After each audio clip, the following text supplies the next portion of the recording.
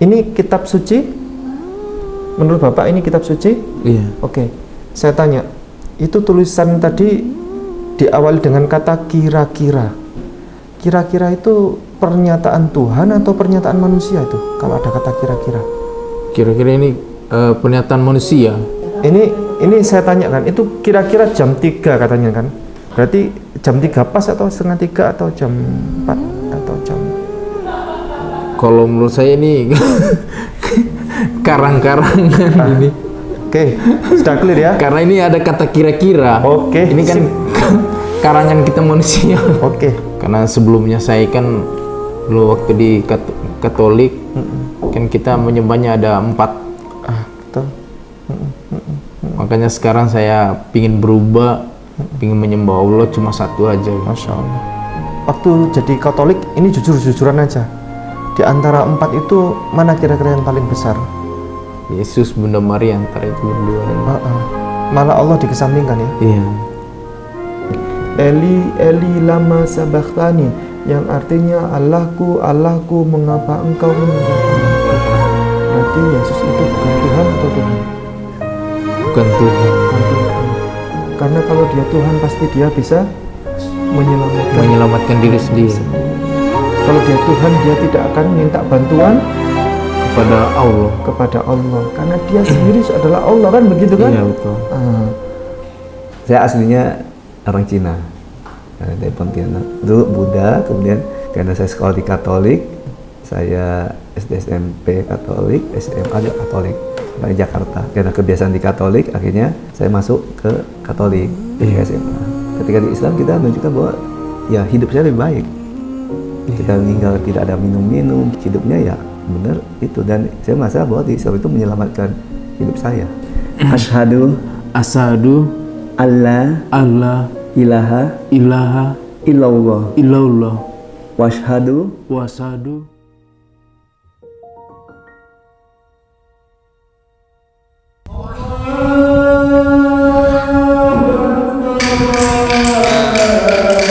kita buka puasa dengan sayur laipat ini. Lihatlah mereka, para mu'alaf di pedalaman, berbuka dengan makanan apa adanya. Karena untuk beli beras saja mereka tidak mampu. Ayo, dukung kami dalam kegiatan Ramadan bersama para mu'alaf binaan Mu'alaf Center Nasional Hagia Sophia yang ada di pelosok Nusantara. 1. Kegiatan buka bersama para mu'alaf binaan yang tersebar di berbagai daerah pelosok pedalaman. 2. Kegiatan bingkisan Ramadan untuk para mu'alaf du'afa yang tersebar di berbagai daerah pelosok pedalaman.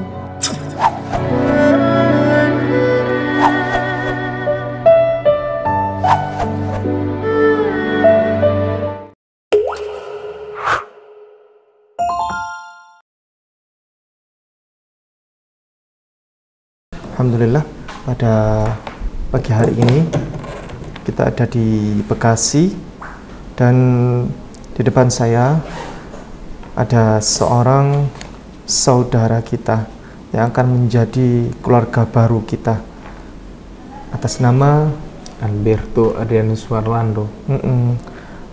Saya panggilnya siapa? Panggil Alberto.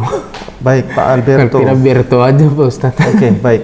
Pak Alberto dari agama Katolik ini ya? Iya, betul. Nah, asli dari NTT ya? Iya, NTT Flores. Wih. Kemudian Pak Alberto ini berapa bersaudara?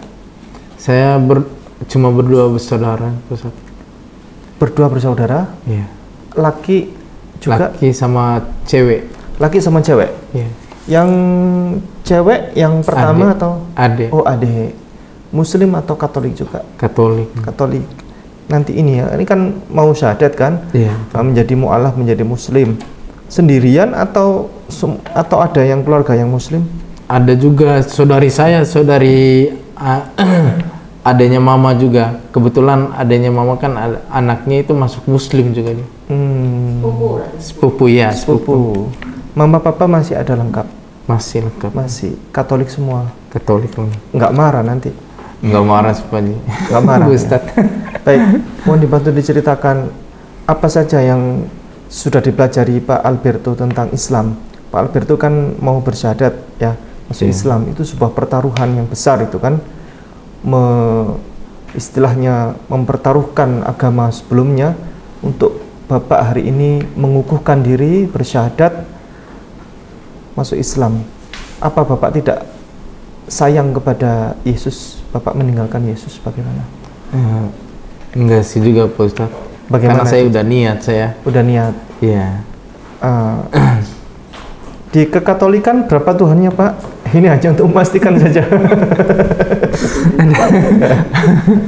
Ada 3 sebenarnya. Ada 3. 3, habis itu kan ada istilahnya ada rasul-rasulnya juga. 3 itu siapa saja Pak?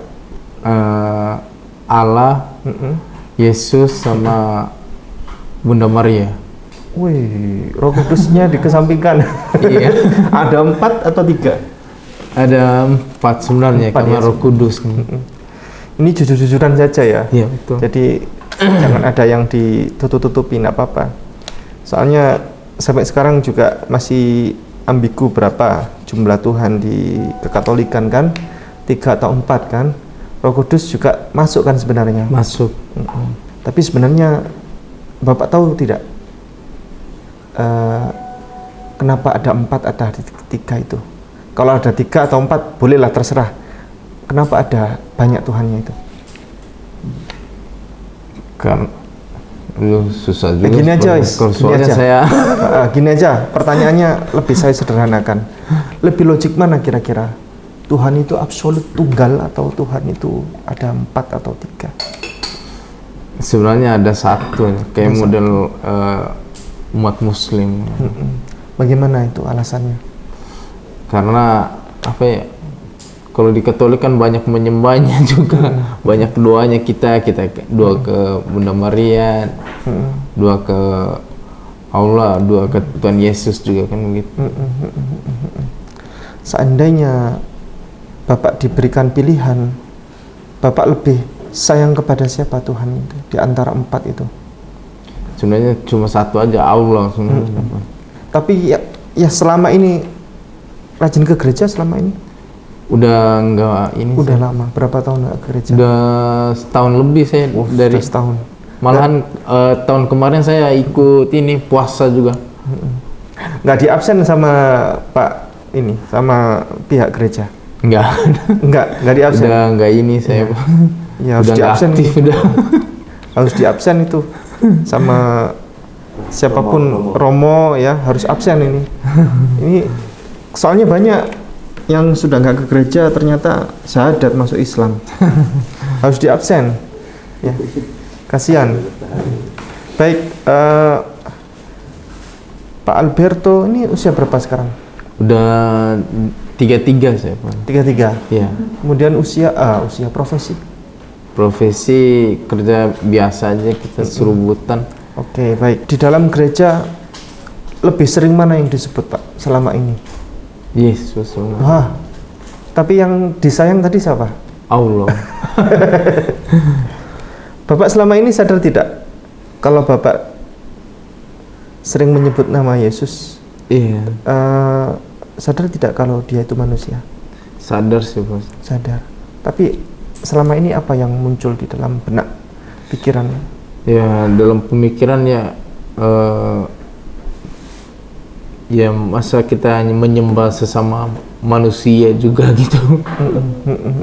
Betul. Bapak motivasi untuk masuk Islam apa ya? Hal yang paling membesar, yang paling mendasar ya, paling mendasar dalam diri Bapak, motivasi untuk masuk Islam pada hari ini apa saja kira-kira? Motivasi saya yang pertama kan tadi ingin mengetahui ajaran-ajaran Islam, ya. Bahwa sebenarnya ajaran Islam itu yang sebenarnya yang benar itu menyembah Allah. Pada Allah. Iya. Karena sebelumnya saya kan dulu waktu di Katolik kan kita menyembahnya ada 4. Betul. Makanya sekarang saya ingin berubah, ingin menyembah Allah cuma 1 aja. Masya Allah. Waktu jadi Katolik ini jujur-jujuran aja, di antara 4 itu mana kira-kira yang paling besar? Sebenarnya Yesus. Yesus ya? Iya. Yang selama ini diajarkan ya? Iya. Yang selama ini Ajarkan. Yesus, Bunda Maria, antara itu berdua. Malah Allah dikesampingkan ya? Iya. Padahal aku tidak lebih besar daripada Bapak kan? Iya. Itulah yang dipersoalkan sampai sekarang, itu menjadi bahan pertanyaan. Kenapa Yesus itu lebih sering disuarakan atau lebih sering disembah daripada yang lainnya? Seandainya Bapak waktu itu jadi hidup di zaman saat Yesus masih hidup, Yesus kan ditangkap tuh, ya? Iya, betul. Kan ditangkap. Seandainya Bapak waktu itu hidup di zaman Yesus dan mengetahui saat Yesus ditangkap, penangkapan Yesus itu kan, Bapak kira-kira mau jadi apa milihnya? Satu, ikut melarikan diri bersama murid-murid Yesus. Kan di Bible ini diceritakan kan? Iya, betul. Murid-murid Yesus lari gitu kan. Yesus ditangkap nih, terus murid-murid lari. Ya. A, lari. B, melawan pihak tentara Romawi, ya. Pokoknya lawan sudah, ya kan, menjadi tameng. Menjadi tameng. Seperti Rasulullah itu waktu perang Uhud itu, para sahabat itu nggak rela Rasulullah mau dibunuh. Berapa puluh itu kan, berapa ratus dari pasukan kafir Quraisy itu panah gitu kan. Menyerang. Yang dituju Rasulullah. Para sahabat nggak rela menjadi tameng, satu menjadi tameng, ikut jadi tameng juga, anak panah menembus badan para sahabat itu. Rasulullah selamat karena para sahabat nggak rela. Ya. Yang kedua tadi, Bapak pilihannya mau jadi tameng, ya. Terus yang ketiga, pilihannya Bapak ikut bergabung bersama tentara Romawi, ikut menangkap Yesus. Ayo kita tangkap Yesus, kita bunuh Yesus, kan gitu kan. Nah, jadi yang pertama lari, ya kan. Yang kedua jadi tameng. Yang ketiga Bapak ikut bergabung bersama tentara Romawi. Pilih yang mana kira-kira? Ketiga aja saya. Ikut menangkap. Kenapa? Ya, saya mendukung karena Yesus itu sebagai, kalau dilihat itu dia sebagai masyarakat seperti orang seperti biasa kayak kita ini. Karena dia kalau dilihat dari keturunannya kan dia bukan orang kerajaan. Tahu nggak Yudas itu? Iya, Yudas Iskariot. Dia dijuluki sebagai apa? Pengkhianat. Nah, kenapa dijuluki sebagai pengkhianat? Karena Yudas itu melaporin segala hal yang dikerjakan Yesus selama dia masih hidup gitu. Iya. Lalu kenapa dia dijuluki sebagai pengkhianat? Ya kan? Sementara dia kan berjasa dalam ikut proses penyaliban Yesus itu. Kalau Bapak ikut dalam mendukung tentara Romawi tadi, berarti Bapak bersama Yudas dong. Iya kan? Ikut. Iya. Dijuluki sebagai pengkhianat juga? Pengkhianat. Pertanyaannya, ini kan kita sekarang sedang meluruskan segala hal yang belok ini kan, yang bengkok ini. Ayo kita luruskan bersama. Segala sesuatu yang selama ini akal sehat kita sedang dibelokkan, ayo kita luruskan bersama. Contoh, Yudas tadi kan berjasa. Yudas Iskariot berjasa dalam proses penangkapan Yesus, sementara ia dituduh sebagai pengkhianat. Saudara kita Kristen, ya, saudara kita Kristen, itu berbahagia loh dengan adanya penyaliban Yesus, pembunuhan Yesus, penyiksaan Yesus itu. Berbahagia. Kenapa saudara kita Kristen tidak disebut sebagai pengkhianat juga? Kristen dan Katolik ya tentunya. Ada lagi yang berjasa, Yudas, ya kan? Terus tentara Romawi pasti ya berjasa ya. Yeah. Terus Bapak juga, Pak Alberto ikut berjasa juga kan tadi. terus apa lagi, gubernur Pontius Pilatus, terus kemudian imam-imam Yahudi. Imam Yahudi itu semua juga bersekongkol kan, Iya, betul. dalam proses penyaliban Yesus itu. Tapi pernah tidak dengar satu saja ucapan terima kasih dari Kristen dan Katolik kepada orang-orang itu tadi? Enggak ada. Nggak ada ya. Yudas Iskariot meninggal karena apa, Pak? Tahu? Karena Menggantungkan diri dia. iya, menggantungkan diri di pohon. Iya, karena banyak dibully dia. Kasihan itu. Iya kan? Dia membocorkan ya, dia membocorkan siapa Yesus, yang mana Yesus. Kemudian Yesus ditangkap. Dia banyak dibully orang, terus kemudian dia merasa bersalah kan. Akhirnya dia bunuh diri. Harusnya dengan penangkapan Yesus Kristus itu harusnya kan menjadi berkat kan? Iya. Terus kemudian orang Kristen dosanya ditebus, ya kan? Yesus pikul salib, Yesus penebus dosa dengan cara ia dibunuh kan begitu. Ini kita meluruskan hal yang bengkok ya. Nggak apa-apa, Pak Ustadz. Ya. Harusnya Yudas itu bukan dibully, bukan dituduh sebagai mengkhianat, bukan dituduh sebagai orang yang bersalah, tetapi ini kan membawa berkat kan. Nah, kenapa kira-kira? Apa ini? Siapa yang salah kira-kira ini? Yesus tidak bersalah, Bapak juga tidak bersalah. Pak Alberto juga tidak salah. Dari semua jawaban tadi, A, B, C, semuanya tidak ada yang salah, tidak ada yang benar, Pak. Karena pertanyaan tadi itu memang pertanyaannya juga salah, jawabannya juga salah semua, dan peristiwa penyaliban itu tidak pernah ada. Karena kalau sampai ada peristiwa penyaliban itu, akhirnya akal sehat kita muter-muter kayak tadi itu, bingung ini mana yang salah, ini mana yang benar. Karena peristiwa penyaliban itu tidak pernah ada. Tidak pernah ada. Bapak buka di ini satu ayat saja supaya Bapak menjadi bekal ya. Karena Bible ini kalau dibaca, semakin kita baca, semakin kita dekat kepada Allah. Semakin kita baca, semakin kita cinta kepada Islam. Matius pasalnya 27 ayatnya 46. Memang tulisan Bible itu kecil-kecil, Pak. Harusnya diperbesar. Kira-kira jam 3 berserulah. Kira-kira jam 3 berserulah Yesus dengan suara nyaring, iya. Eli, Eli, lama sabaktani. Ya. Artinya, Allahku, Allahku, mengapa engkau meninggalkan aku? Sudah.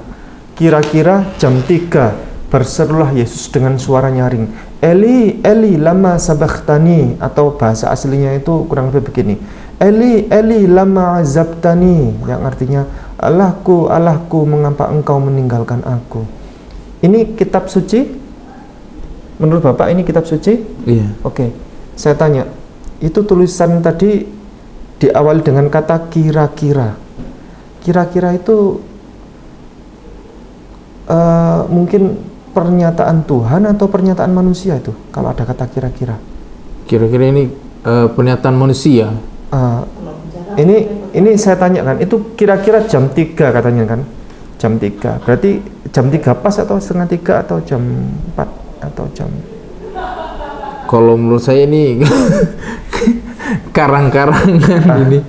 Oke, sudah clear ya? Karena ini ada kata kira-kira. Oke. Ini kan karangan kita manusia. Oke, Bapak orang NTT jujur sudah. Kira-kira jam 3 berarti bisa jadi ya jam setengah 3, oke lah ya. Iya. Mungkin jam 2 juga kan? Mungkin jam 2 juga bisa, karena ini ada kata kira-kira. Oke. Kira-kira jam 3 berserulah Yesus. Eli, Eli, teriak-teriak dia. Jadi Yesus itu dipaku tangannya, dia disalib, dia disiksa, penuh darah. Semuanya penuh darah. Nggak ada orang menolong di situ. Iya. Nggak ada orang menolong, baku tolong nggak ada itu. Terus kemudian manusia itu biasanya kalau sudah nggak ada yang menolong, minta tolongnya kepada siapa? Pada Allah. Pada Allah, pada Tuhan kan? Iya. Pasti itu manusia sudah, yang itu nggak nolong, yang itu nggak nolong, yang itu nggak nolong. Apa yang disebut? Ya Allah, kok nggak ada yang nolong kan, gitu kan? Iya, betul. Ya sudah, aku minta tolong kepada Engkau. Itu pertaruhan terakhir manusia itu. Itu Yesus minta tolong tuh, teriak dia. Ya Allah, Allahku, Allahku, gitu kan. Nah, ini di Bible setebal ini Bible tebal banget ini. Di Bible setebal ini tidak ada satupun Yesus ya dalam hidupnya, maupun dia dalam keadaan sedih, bahagia, dia dalam keadaan lapar atau kenyang, dalam keadaan apapun dia, lapang atau sempit, dia tidak pernah menyebut kata Eli kepada Tuhannya, kecuali di ayat itu saja, satu saja. Seumur hidup dia kalau nyebut Tuhannya, kalau dia berinteraksi kepada Tuhannya, dia nyebutnya apa? Bapa. Bapa, iya Bapa. Tiba-tiba di situ ada kata Eli. Berarti kira-kira itu Yesus atau bukan? Manusia. Bukan Yesus kan? Iya. Bukan. Misal Bapak nyebut sepanjang tahun 30 tahun menikah misalnya, kepada istri, manggilnya kepada istri sayang ya, 30 tahun. Tiba-tiba ada yang teriak Dinda gitu. Kira-kira Bapak atau bukan? Bukan. Oh, bukan. Orang lain kan? Iya, orang lain. Nah, itu dia. Yesus sepanjang hidupnya itu selalu menyebut nama Tuhannya itu sebagai bukti kedekatannya. Ya Bapakku. Iya, Bapakku. Ya Bapakku, ya Bapak kita semua. Yesus menyebutnya di Yohanes pasal 20 ayat 17, kata Yesus, Bapakku ya Bapamu, ya Allahku ya Allahmu. Bapa itu bukti kedekatannya. Bukti kedekatan. Ya Bapak ya Bapakku juga, Bapaknya Pak Alberto juga. Yesus yang sebenarnya itu ada di Yohanes pasal 8 ayat 29, Pak. Ia yang telah mengutus, ia yang telah mengutus aku, menyertai aku. Ia tidak membiarkan aku sendiri, sebab aku senantiasa melakukan apa yang berkenan kepadanya. Sudah. Ia tidak akan pernah membiarkan aku. Ia senantiasa menyertai aku. Kok tiba-tiba ada ayat Yesus dipaku, disalib, teriak-teriak, Allahku, Allahku, mengapa engkau meninggalkan aku? Padahal itu senantiasa tidak pernah meninggalkan aku. Tidak pernah. Tiba-tiba di situ ada. Berarti ini Yesus atau bukan itu yang disalib? Bukan. Manusia biasa. Orang lain, Pak. Dan di Al-Quran itu ada ayatnya. A'udzubillahi minasyaitonirrajim, di surat An-Nisa ayat 157. Wa ma qataluhu wa ma salabuhu walakin syubbiha lahum. Ini Al-Qur'an yang bicara. Ini bukan lagi Bible ini. Di Al-Qur'an Allah berfirman, dan mereka tidak pernah membunuhnya. Tidak pernah membunuh Yesus. Dan mereka juga tidak pernah menyalibnya. Tidak pernah menyalib Yesus ini. Siapa yang disalib? Melainkan yang dibunuh dan disalib itu adalah orang lain yang wajahnya diserupakan mirip Yesus, itulah yang dibunuh dan disalib. Tuh. Jadi yang dibunuh dan disalib menurut versi Al-Quran, menurut Allah adalah bukan Yesus. Bible ini sejalan enggak?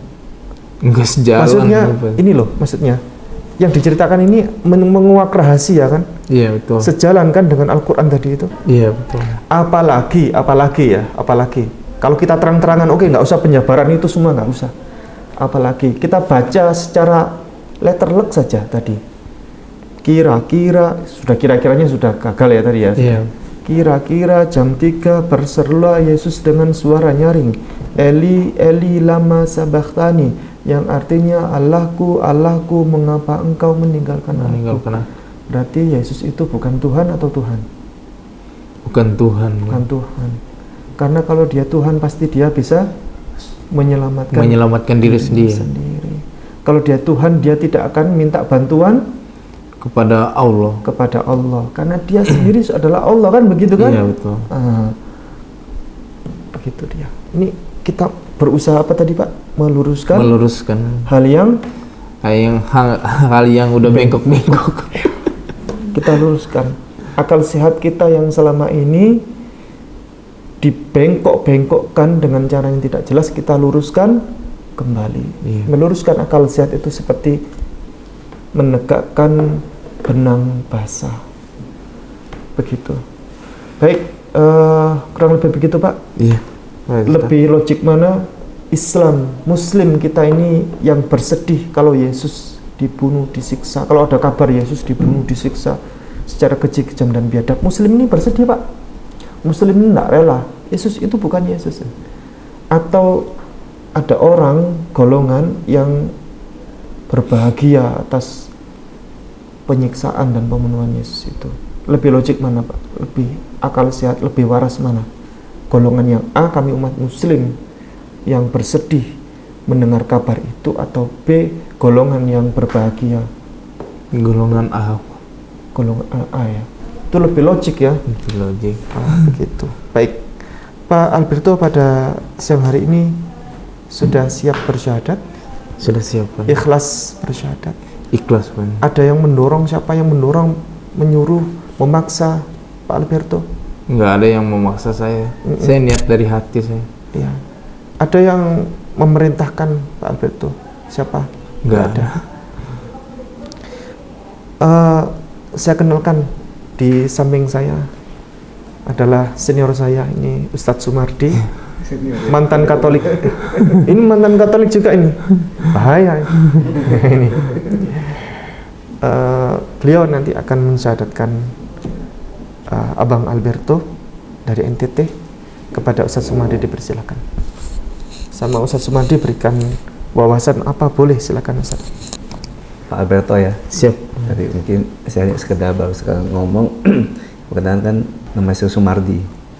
Siap. Jadi dari lahir udah Sumardi. Jadi saya aslinya orang Cina, dari Pontianak. Jadi dulu Buddha, kemudian karena saya sekolah di Katolik, saya SD SMP Katolik, SMA juga Katolik di Jakarta. Ketika saya Katolik, karena kebiasaan di Katolik, akhirnya saya masuk ke Katolik di SMA. Tapi dengan perjalanannya, ya memang perjalanan panjang ya dari Katolik ya. Masuk Katolik memang karena lingkungan teman-teman, jadi terbawa juga. Memang setelah saya kuliah di Bandung, dan memang ya seperti yang saya sampaikan tadi ke Mbak Tika, bahwa memang Katolik itu lebih ke formalitas ya. Makanya jarang orang Katolik itu menguasai dibanding orang Kristen. Karena saya dulu waktu saya kuliah itu pernah orang Kristen datang ini mendakwain saya. Saya diajakkan masuk ke Kristen, waktu itu Maranatha apa Kristen banyak-banyak, ada Bethel apa. Jadi mereka bawa Alkitab, kita dibacain, kita bingung kayak orang yang nggak ngerti. Karena Katolik jarang membaca Alkitab. Tapi orang Kristen itu mereka ada kelompok-kelompok kecil seperti halako gitu. Mereka mempelajari. Lebih suka baca puji syukur saya. Ya, dan nyanyi-nyanyi, jadi ada ya kayak Mazmur kayak gitu. Jadi lebih banyak kayak itu nyanyi-nyanyi di itu, kemudian jadi hanya paling dikutip aja pada saat romonya khotbah kan, pada saat kita juga datang ya pulang ya sudah. Memang begitu aja ini ya, sampai suatu saat saya merasakan bahwa kok hidup ini hampa, jadi nggak ada tujuan hidup. Jadi saya merasa bahwa saya meninggal sekarang dengan meninggal nanti nggak apa bedanya. Kemudian saya mau melakukan kemaksiatan, mau kejahatan juga nggak ada yang ini gitu loh. Jadi saya merasa saya hidup ini kayaknya seolah tuh hampa, nggak ada apa sih tujuan hidup saya. Akhirnya saya kan jarang ke gereja, saya juga anggap kayaknya semua agama sama, sampai batas di mana saya anggap semua agama sama. Ya kan, sampai akhirnya ya saya mencari tujuan hidup ini. Akhirnya karena saya tinggal di sini, saya banyak berinteraksi dengan orang Muslim. Akhirnya setelah saya ngobrol, akhirnya saya menerapkan bahwa yaitu di surat Ad-Dariyat ayat 56 itu, yang wa ma khalaqatul jinna wal insa illa liya'budun. Jadi dikatakan bahwa tidaklah saya menciptakan jin dan manusia kecuali menyembahku. Jadi saya, ternyata di Islam itu ada tujuan hidup, yaitu menyembah Allah, ya kan? Jadi itu tidak saya temukan ketika waktu saya dulu kecil kan, agamanya ada Buddha Konghucu tipis. Buddha Konghucu kita nyembah bala, saya dulu nggak suka. Jadi ke kelenteng itu suruh sembah-sembah itu patung, saya nggak suka. Makanya walaupun ketika di Katolik ya ada patung Yesus juga dan Bunda Maria. Kalau perempuan kan begitu, Bunda Maria, kalau laki-laki kan tapi ya itu nggak terlalu ini gitu. Tapi akhirnya saya mengatakan bahwa ya memang di Islam itu yang ada tujuan hidupnya. Dan saya waktu itu memang di Katolik saya tidak mendapatkan. Dan ketika masuk Islam saya itu berubah sekali. Orang tua saya mungkin kalau saya tidak masuk Islam saya udah meninggal. Ya karena ya kehidupan saya, gaya hidupnya kan pergaulan juga ini. Kemudian orang tua saya, ya kalau orang Cina kan tahu agak saklek ya. Ketika saya masuk Katolik pun ditentang. Bagi saya masuk Islam, karena waktu itu menganggap wah Islam itu seolah keras, teroris macam-macam lah, karena salah persepsi kan. Tapi ketika saya masuk Islam justru saya tunjukkan bahwa ketika Islam saya lebih sayang ke orang tua saya. Akhirnya terutama mama saya, kalau papa saya sih nggak tahu ini, mama saya akhirnya lama-lama luru juga. Malah lebih ini ke istri saya daripada kakak ipar saya. Jadi itu memang ketika di Islam kita menunjukkan bahwa ya hidup saya lebih baik. Kita meninggal tidak ada minum-minum, kita tidak ada juga benar-benar hidupnya ya benar itu. Dan saya merasa bahwa di Islam itu menyelamatkan hidup saya. Jadi hidayah. Jadi dengan hidup lebih baik dan orang tua melihat saya lebih baik, bahwa kita lebih sayang orang tua, kita juga yang nggak pernah keluar malam, jadi lebih ini. Jadi ya saya bahagia, saya merasa bersyukur gitu bahwa mendapat hidayah untuk Islam. Mungkin ini saya share kepada Pak Albertus ya, bahwa sebenarnya saya bahagia sekali sama Islam. Nah, nanti ketika kita Islam, memang mungkin udah mulai belajar baca Al-Quran kali, Iqra. Jadi memang perjuangan membaca Iqra itu lumayan berat dikit ya. Tapi ketika kita niat, lama-lama itu akan terbiasa itu ya. Saya mendalami, saya ambil kuliah. Saya ambil kuliah ilmu agama itu, ya saya kuliah 4 tahun lah. Saya pikir sayang ketika masuk Islam kalau kita tidak serius, karena Islam itu ternyata banyak. Karena Islam itu kita punya logika dan banyak ilmu yang kita bisa gali. Iya, betul. Dan beberapa hari ketika saya mempelajari Islam, saya makin cinta. Saya makin bahagia hidup saya. Saya makin cinta dengan Islam, saya makin bahagia bahwa ini agama yang benar. Ya kan? Jelas di itu inna dina indallah Islam. Jadi bahwa agama sisi Allah adalah Islam. Ketika kita masuk Islam, jangan tanggung, kita mesti total. Jadi total dan sakafah ya. Kan dia masuk Islam kan dia bilang total kita, dan kita belajar nanti, karena di Islam itu yang saya lihat sangat penting itu adalah dari rukun Islam, rukun iman itu yang terakhir itu tentang beriman kepada takdir. Itu yang paling berat, tapi itu ya sesuatu yang sangat, ketika kita bisa mencapai ke tahap itu sangat sekali membantu kita dan menjalani hidup ini. Karena ketika kita mendapatkan ujian, musibah kita bisa tenang. Itu nanti suatu saat Pak itu bisa belajar benar-benar. Jadi jangan tanggung-tanggung. Karena ketika kita merasa kita mengajar tahap gimana, ya saya hanya bisa cerita ya, karena itu hanya kita rasakan sendiri nanti, bahwa kita bahagia, syukur sekali gitu loh, bahwa Islam itu ya indah seperti katakan itu. Jadi saya juga sharing ke Pak Albertus, nanti Pak saya akan ngalamin. Saya juga pernah saya ngalami ketika haji, saya 2011 saya haji. Waktu itu saya udah punya 3 anak, saya ingin punya anak 1 lagi. Saya waktu itu berdoa, ya kan, ya Rofa itu saya berdoa, ya Allah kasih anak saya 1 lagi. Saya minta anak sebelum istri saya umur 40 tahun. Minta anak sebelum istri saya umur 40 tahun. Dan ketika itu, nah ini anak saya yang ini, Rehana. Itu aja. Jadi ketika saya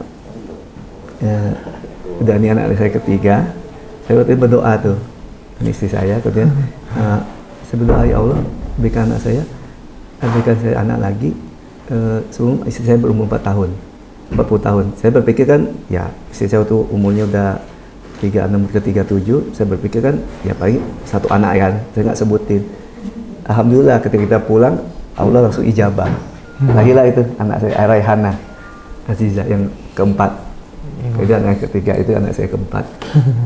Langsung pulang, istri saya hamil, kemudian melahirkan. Ketika melahirkan, karena istri saya cesar udah keempat kali, kita nggak berani yang kelima, makanya dipotong lah. Saya minta di steril.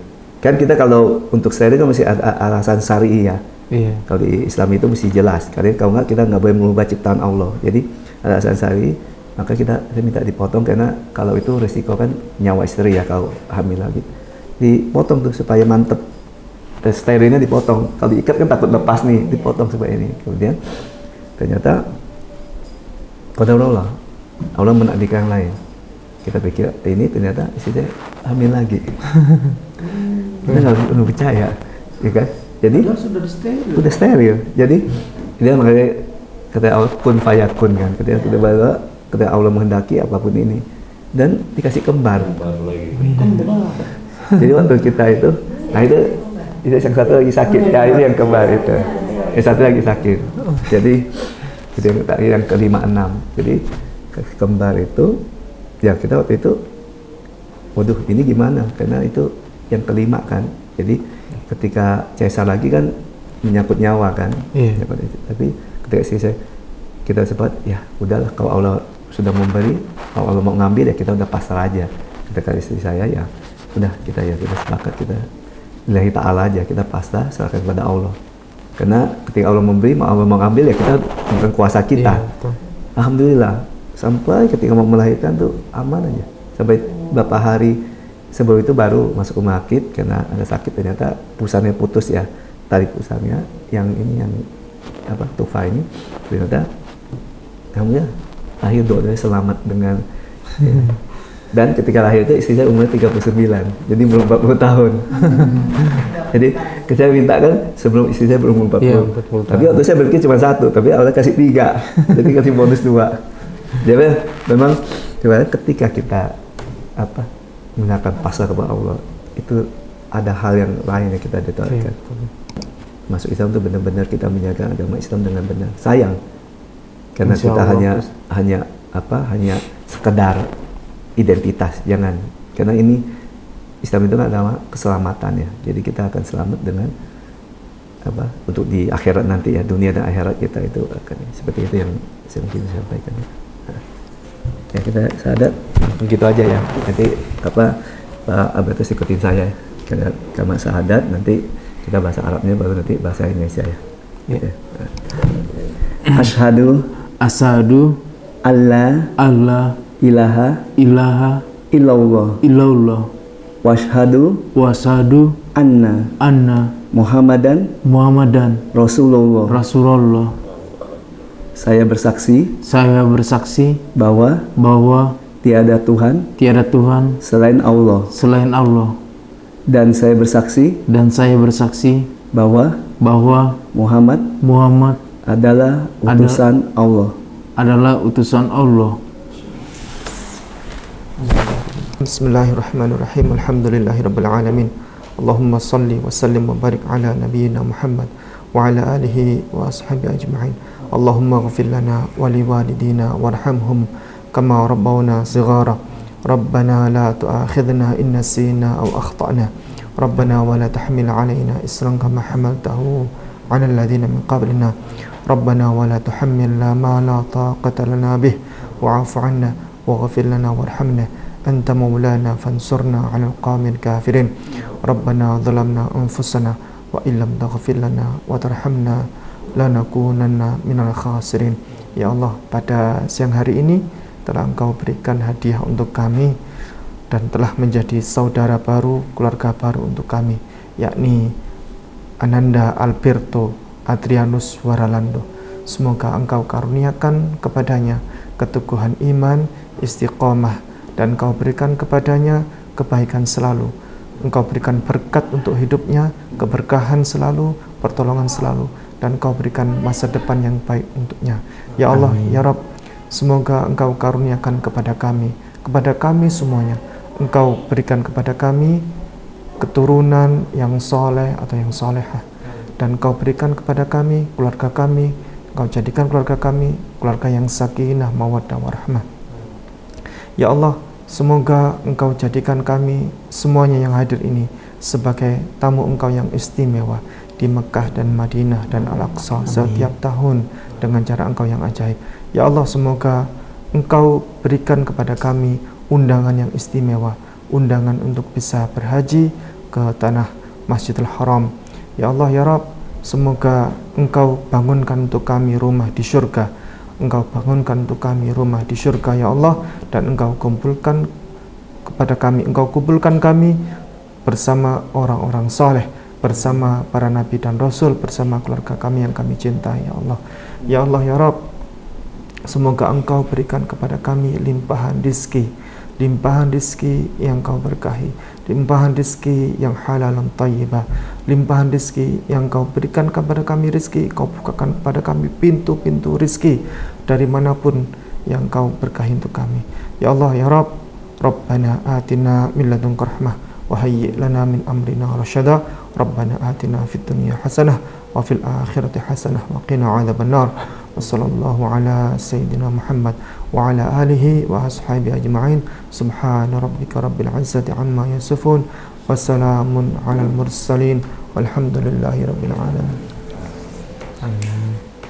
Alhamdulillah, kita sudah selesai tadi. Setelah bersyahadat, beliau ada pembinaan bersama kami dan seterusnya. Nanti kita lanjutkan dengan pembinaan berikutnya ya. Siap. Dan beliau ini masuk dalam kategori juara 1 lomba mencari akal sehat. Jadi beliau itu ketika dulu Allah bagi-bagi akal sehat, beliau termasuk, siapa yang minta akal sehat? Saya. Nah, ini beliau seorang Katolik, pengikut Yesus yang sejati. Beliau akhirnya ikut Yesus, masuk Islam karena Yesus Muslim ya. Oke, baik. Beliau dapat hadiah banyak ini. Hadiahnya ada Al-Quran ya, terus kemudian ada buku-buku kristologi, ini dapat 101 bukti Yesus bukan Tuhan, dan seterusnya. Berhadiah BMW, mustahil Kristen bisa menjawab, BMW plus Pertamax full tank plus dikasih sak sopirnya kalau bisa menjawab satu saja pertanyaan dari buku ini. Dan buku yang lain juga ada, buku tuntunan sholat ya, ada Iqra dan seterusnya. Kemudian sama dapat sarung ya. Kemudian ini yang spesial, dapat hadiah ini parfum bagus, ini parfum premium, parfum Hagia Sophia. Nah, ini parfum Hagia Sophia tipenya Alexandria. Ini tipe yang paling saya suka karena aromanya ini paling enak. Ini yang saya suka, ini paling saya suka, ini aroma dari Alexandria ini. Dan ini sudah BPOM ya, sudah izin edar BPOM dan semua merek termasuk terdaftar. Baik, ini kita kasihkan untuk Pak Alberto. Siap. Ya, Terima kasih Ustaz. Ya, di unboxing sekalian pakai gunting. Nah.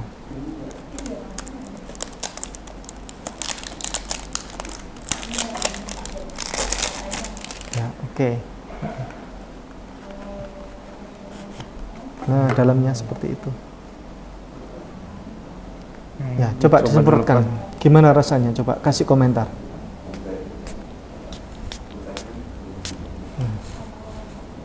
Wanginya segar Pak Ustaz. Ya. Wanginya pasaran atau wanginya berkelas? Berkelas sih. Berkelas ya? Berkelas. Bukan wangi pasaran kan? Bukan. Kan ada parfum pada umumnya kan biasanya ada wangi pasaran kan? Siap, betul. Ini wanginya berkelas atau pasaran? Berkelas. Berkelas ya. Karena belum ada di pasaran juga. Wanginya memang nggak ada di pasaran. Ini racikan khusus dan memang untuk parfum merek Hagia Sophia ini. Yang Siap. tipe ini, tipe Alexandria. Pernah mencium parfum aroma ini nggak? Belum pernah. Belum pernah. Enak, kan? Baru ini segar. Aromanya aroma Eropa ini. Oke. Sudah ada komentar lain? Udah, ini aja Pak Ustadz. Terima kasih banyak. Baik. Buat saudara-saudara saya dimanapun berada, kalau mau pingin belajar agama Islam, silakan, nggak apa-apa. Kalau mau belajar boleh saling sharing atau nanya langsung sama Pak Ustadz, bisa melalui saya juga untuk menanyakan dialog, diskusi boleh, atau lebih bagusnya sama Pak Ustadznya langsung juga lebih bagus. Baik, kita akan jumpa lagi di sesi berikutnya. Barakallahu fikum, terima kasih, jazakumullah khairan katsira. Assalamualaikum Terima kasih. warahmatullahi wabarakatuh. Bishem Adonai Harahaman Harahum Hadahillah Ledonai Rabban Ha'alamin Harahaman Harahum Molech Yom Haddin أطخى عبديم وبخا مستيعين